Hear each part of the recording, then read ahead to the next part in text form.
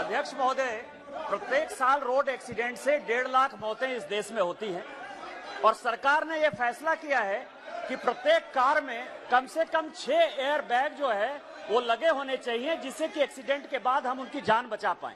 और इसका draft notification का जो डेट है वो अक्टूबर 2022 है, लेकिन अभी तक वो जारी नहीं हुआ है। ये अगस्त का महीना है। मेरा आपके माध्यम से सरकार से आग्रह है कि ये कब तक जो है ये नोटिफिकेशन जारी हो जाएगा, जिससे कि एयरबैग की पॉलिसी लागू हो जाएगी और लोगों की जान बच जाएगी। सम्माननीय सभापति महोदय, ये बात बिल्कुल आवश्यक है कि विशेष रूप से 5 लाख एक्सीडेंट होते हैं और 1.5 लाख मौतें होती है। और सम्माननीय सदस्य ने जो कहा है, अभी फिलहाल 2 एयरबैग ऑलरेडी कंपलसरी है। पीछे बैठने वाले लोगों को एयरबैग नहीं है और इसलिए हमारे डिपार्टमेंट ने सोचा है कि एयरबैग की कीमत केवल 800 रुपये आती है और हम ये कोशिश कर रहे हैं कि पीछे भी जितने लोग होंगे उतनी एयरबैग होगी और लोगों की जान बचाएंगे। इसके बारे में ये प्रस्ताव विचाराधीन है। जल्दी ही सरकार इसके ऊपर कार्रवाई करने का प्रयास करेगी। श्रीमती बंगा Vishwanatham. Sir, the Ministry of Heavy Industries has invited proposal to build and operate public electrical vehicle charging infrastructure on express highways and national highways under FAME India scheme phase 2. I would like to request the minister state the detailed progress and made in respect of other such measures government taking proposal. Sir, constant supply of chain disrupting the continue one of the biggest obstacle coming from Indian EV manufacturers.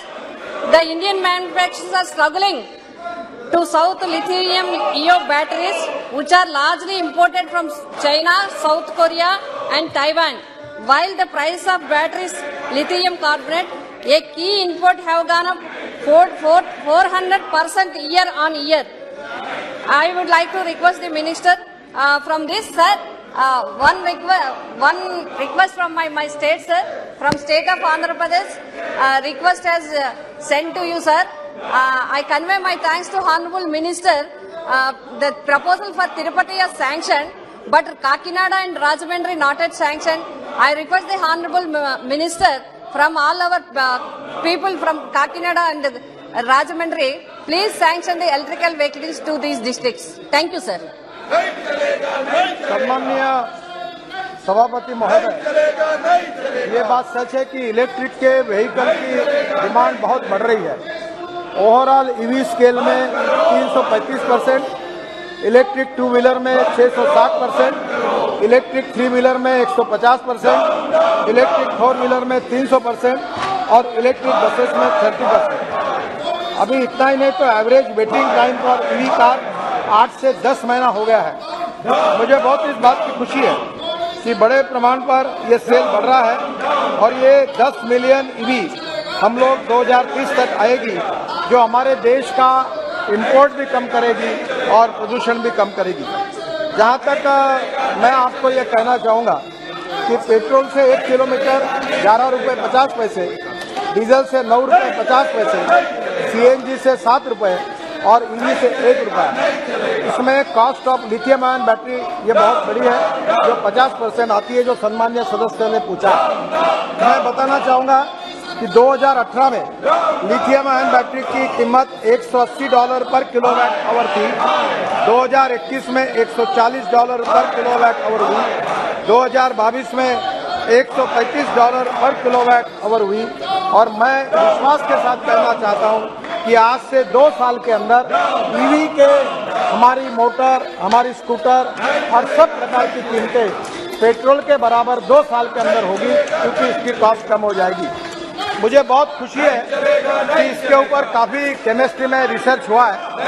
Lithium ion के साथ sodium ion, aluminium ion, ये भी zinc ion, ये भी technology का research हो रहा है। और इसमें सबसे अच्छी बात यह है कि इसमें अभी इंडियन ऑयल ने एल्यूमिनियम एयर टेक्नोलॉजी भी तैयार की है, जिसमें ड्राइविंग रेंज 450 किलोमीटर है।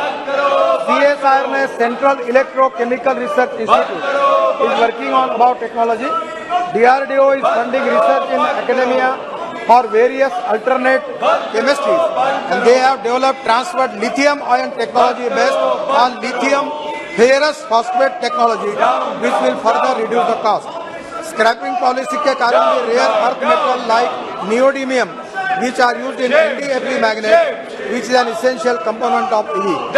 बैटरी स्वैपिंग का भी काम हम कर रहे हैं और मेरा विश्वास है कि आने वाले समय में ग्रीन हाइड्रोजन, फ्लेक्स इंजन के साथ इथेनॉल, इलेक्ट्रिक, इससे हमारा इंपोर्ट बिल कम होगा, प्रदूषण कम होगा, नए रोजगार हमको मिलेंगे और हम जीरो कार्बन का जो टारगेट 2070 तक हमने कमिट किया है उसके तरफ हम आगे निश्चित रूप से बढ़ेंगे।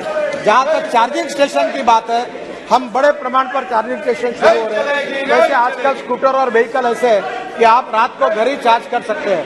फिर भी NHI में हम 650 रोड पर अम्यूनिटीज बना रहे, वहाँ बना रहे, गवर्नमेंट ऑफिसेस में इसकी सुविधा हो रही, पार्किंग प्लेसेस में हो रही है और इसके बारे में कोई अड़चन नहीं होगी। और भारत सरकार ने अभी वर्ल्ड का सबसे बड़ा 5,000-5,500 बसों का टेंडर निकला है इलेक्ट्रिक का, जिसमें केरल में पहली बार 250 बसें दी गई है और पूरे देश में अब आने वाले समय में 50,000 इलेक्ट्रिक बसेस लाने का विचार है, जिससे हमारे देश में जनता के टिकट रेट भी कम होंगे। और ये जो टेंडर आया है केवल 41 रुपए पर किलोमीटर, डीजल का 115 रुपए, और ये बहुत कम पैसे में होगा, जिससे प्रदूषण भी खत्म होगा, एयर कंडीशन बसेस में आम आदमी घूमेगा और टिकट रेट भी कम होंगे और स्टेट ट्रांसपोर्ट का लॉस भी नहीं रहेगा। ये मेरा विश्वास है।